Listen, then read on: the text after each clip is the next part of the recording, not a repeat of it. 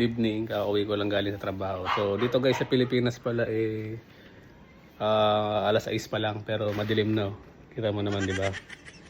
So dito guys sa lugar namin dito sa Pilipinas, tahimik lang. Yung aso lang yung maingay. So ito guys pala yung mga pusa dito sa Pilipinas, ganito pala yung mga itsura nila. Ayan. Ayan. Tapos meron din mga ganito guys. Sa mga bulldog, ayan o. Laging gutom yan. So ganyan guys isura ng ano dito sa Pilipinas. Pati yung mga bahay ganun. Nakikita nyo sa labas guys. Napakatahimik guys dito sa Pilipinas. So pahinga lang ako konti guys. Then sunduin ko na yung asawa ko sa sa tindahan. Yan. Maraming salamat sa panonood.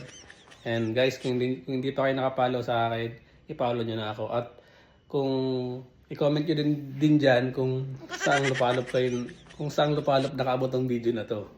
So yun, para makita nyo guys yung experience dito sa Pilipinas, mag-comment kayo para gumawa pa ako ng maraming video. Bye!